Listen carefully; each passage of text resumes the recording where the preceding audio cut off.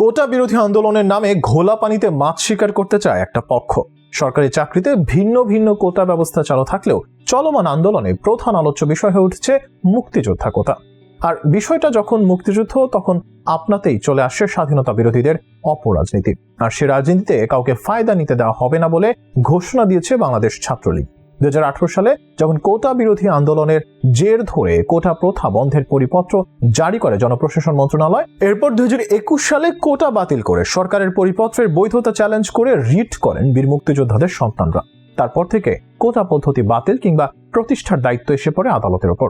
তবে রায় আসার আগেই যেন রাজপথে নেমে কোটা বাতিল করতে চায় শিক্ষার্থীদের একাংশ।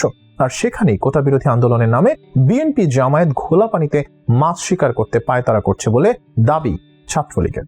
2018 সালের কোটা বিরোধী আন্দোলনের মধ্য দিয়ে বাংলাদেশের রাজনীতিতে উঠে আসে নুরুল হক নূরের নাম। এরপর ঢাকা বিশ্ববিদ্যালয়ের ডাকসু সভাপতি হিসেবে নির্বাচিত হন এই ছাত্রনেতা। তবে পরবর্তীতে যেভাবে রাজনৈতিক নানা আলোচনা উঠে এসেছে নূর, তাতে দল মত নির্বিশেষে হাসির খোরাকি হতে হয়েছে এই নেতাকে। তবে ছাত্র অধিকার পরিষদের যুগ্ম আহ্বায়ক হিসেবে দায়িত্ব পালন করছেন গেল কয়েক বছর ধরে। আর এসব রাজনীতির শুরুটাই হয়েছিল কোটা সংস্কার আন্দোলনের মধ্য দিয়ে। তারই ধারাবাহিকতায় বর্তমানে আবারও চলছে কোটা সংস্কার আন্দোলন। তবে এবার নুরুল হক নূরের অংশগ্রহণ সরাসরি না থাকলেও উঠে আসছে নতুন কিছু শিক্ষার্থী। যদিও বলা হচ্ছে নির্দিষ্ট কোনো নেতৃত্ব নয়, বরং দলবদ্ধভাবে আন্দোলন চালিয়ে যাওয়ার কৌশল অবলম্বন করা হচ্ছে। এতে বাংলাদেশের রাজনীতিতে যখনই ছাত্র আন্দোলন শুরু হয়, সেখানে ফায়দা নিতে চায় রাজনৈতিক দলগুলো। বর্তমানে চলমান কোটা সংস্কার আন্দোলনও তার ব্যতিক্রম নয়। সরকারি দল কিংবা বিরোধী দল সবখানে আছে নিজস্ব হিসাব নিকাশ। তবে টানা কয়েকদিন ধরে চলমান আন্দোলনে ইতোমধ্যে বিএনপি এবং জামায়াতের সম্পৃক্ততার অভিযোগ তুলেছে বাংলাদেশ ছাত্রলীগ। কোটা বিরোধী আন্দোলনে সাধারণ শিক্ষার্থীদের ব্যবহার করে আন্দোলনকে ঢাল বানানো হচ্ছে, আর সে আন্দোলনের রাজনৈতিক ফায়দা নিতে চাইছে স্বাধীনতা বিরোধী গোষ্ঠীগুলো। এ প্রসঙ্গে ছাত্রলীগের সভাপতি সাদ্দাম হোসেনের দাবি, আমরা দেখতে পাচ্ছি আন্দোলনকে এরই মধ্যে রাজনৈতিক রূপ দেওয়া হয়েছে। এই আন্দোলনে ছাত্র দলের ক্যাডার, পেট্রোল বোমা মামলার আসামিকে আমরা উপস্থিত হতে দেখেছি। আমাদের কাছে অনুভূত হচ্ছে সাধারণ শিক্ষার্থীদের আবেগ কাজে লাগিয়ে সন্ত্রাসীদের একটি গেট টুগেদার করার পথ তৈরি করা হচ্ছে। আপিল বিভাগের স্থগিতাদেশ দেওয়ার পর এবং 2018 সালের পরিপত্র পুনর্বহাল হওয়ার পরে সন্তোষ জানিয়ে শিক্ষা প্রতিষ্ঠানে ফিরে গেছে বাংলাদেশের ছাত্র সমাজ। আন্দোলনরত সাধারণ শিক্ষার্থীরা ঘরে ফিরে গেছে, কিন্তু নৈরাজ্য তৈরি করেছে প্রফেশনাল আন্দোলনকারীরা।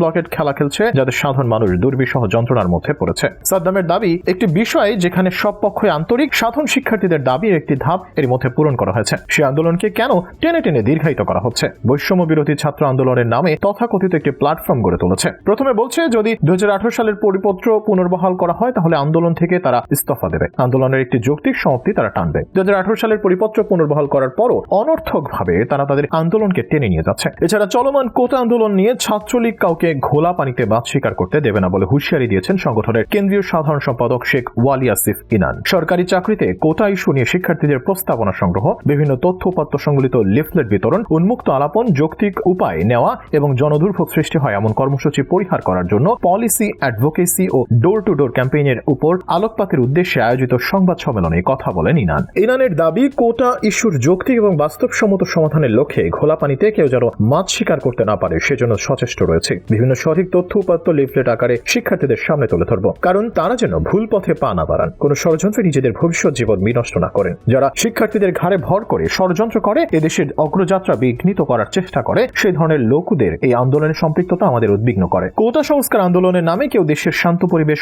অস্থিতিশীল করার চেষ্টা করলে ফলাফল ভালো হবে না বলে হুঁশিয়ারি দিয়েছেন এই ছাত্রনেতা। অর্থাৎ যে পরিপত্র এখনো ছাত্র সমাজের প্রত্যাশা মাফিক রয়েছে, সেখানে কেন অযথা আন্দোলনের নামে মানুষকে দুর্ভোগে ফেলছেন এসব শিক্ষার্থীরা, তা নিয়েও প্রশ্ন তুলেছেন সাধারণ মানুষ। কোটা পদ্ধতি সংস্কারের কথা থাকলেও সম্পূর্ণ কোটা পদ্ধতি বাতিল করে যে পরিপত্র জারি করেছে জনপ্রশাসন মন্ত্রণালয়, তা এখনো বহাল রয়েছে। তবে এখন অপেক্ষা চলছে আদালতের রায়ের, যেখানে আদালতই বলবেন কোটায় কত শতাংশ থাকবে কি থাকবে না। কিন্তু আন্দোলনকারীদের দাবি অনুযায়ী কোটা প্রথা বাতিল হলেও এখনো যারা রাস্তায় নেমে আন্দোলন করছেন, তাদের উদ্দেশ্য ভিন্ন বলে মনে করেন রাজনৈতিক বিশ্লেষকরা।